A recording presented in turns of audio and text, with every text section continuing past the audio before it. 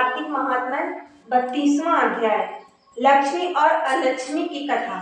ऋषि बोले, हे सूत जी, ये पीपल छूने योग्य क्यों नहीं है? यह शनिवार के दिन ही क्यों छूना चाहिए? सूत जी बोले, समुद्र मंथन में जो रत्न देवताओं को मिले थे, उनमें से लक्ष्मी और कौस्तुभ मणि विष्णु ने ले लिए थे।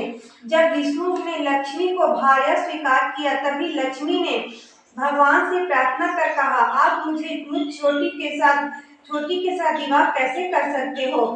इससे पहले ही हे मधुसूदन, मेरी बड़ी बहन अलक्ष्मी के साथ विवाह करके फिर मेरे साथ विवाह करो, यही सनातन धर्म है। सूत जी बोले, विष्णु के ने लक्ष्मी की इस बात को सुनकर तपस्वी उद्दालक मुनि को अपने अनुरोध से अलक्ष्मी को दे दिया। उस अलक्ष्मी का स्थूल मुख था, श्वेत दांत, जीर्ण शरीर, लाल नेत्र और बाल रूखे थे। धर्मज्ञ उद्दालक मुनि विष्णु के अनुरोध से उसको अंगीकार कर अपने आश्रम में ले आए।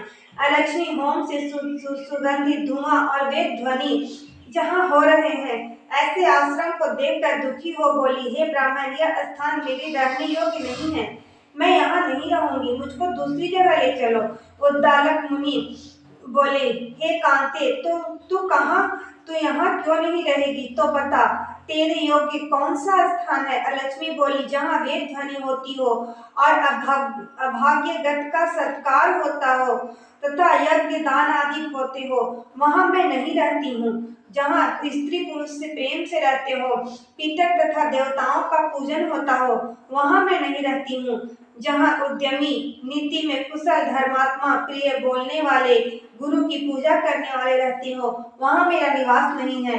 दिन रात जहाँ स्त्री पुरुष में लड़ाई होती हो, अभाग्यतों का जहाँ सत्कार नहीं हो, वह स्थान मुझे प्यारा है। जहाँ विधि, सज्जन और मित्र का अपमान होता है और जहाँ कठोर भाषण होता हो, वहाँ मैं निवास करती हूँ। जहाँ खोटा आचरण करते हैं, पराया धन चुराने वाले हो, पराई स्त्री के प्रति प्रीति करने वाले हो, वह स्थान मुझे बहुत प्यारा है। जहाँ गौवध, मंदिरापान और ब्रह्म हत्या आदि पाप होते हैं, उस स्थान में मैं रहती हूँ। सूत जी बोले, इस प्रकार अलक्ष्मी के वचन को सुनकर उदास मुख होकर उद्दालक बोले, हे ज्येष्ठा, अब तक मैं तुम्हारे निवास के लिए योग्य स्थान देखकर न लौटूं, तब तक तुम इसी पीपल के वृक्ष के नीचे रहो। सूत जी बोले, इस प्रकार लक्ष्मी को बैठाकर उद्दालक मुनि चल दिए।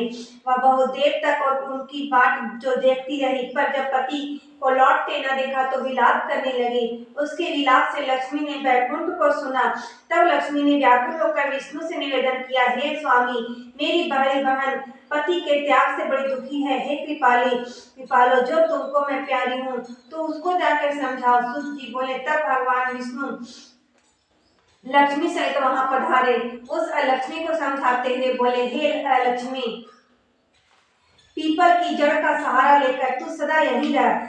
यह मेरे अंश से उत्पन्न है, इसलिए मैंने तुमको वह स्थान दिया है जहाँ प्रतिवर्ष तुम्हारा पूजन होगा।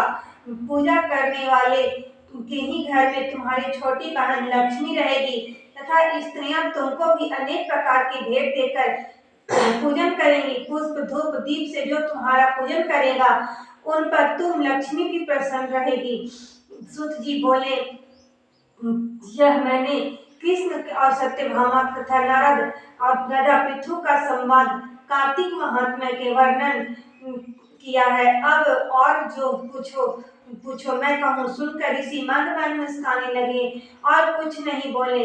सब शांत चित्त होकर बद्रिका आश्रम को के दर्शन के लिए चल दिए। जो प्राणी इस कथा को पढ़ेगा, सुनेगा और सुनावेगा, वह सब पापों से छूटकर विष्णु के स्वरूप को प्राप्त होगा। इति श्री कार्तिक महात्म्य संपूर्ण। प्रेम से बोलिए भगवान विष्णु की जय, माता लक्ष्मी की जय।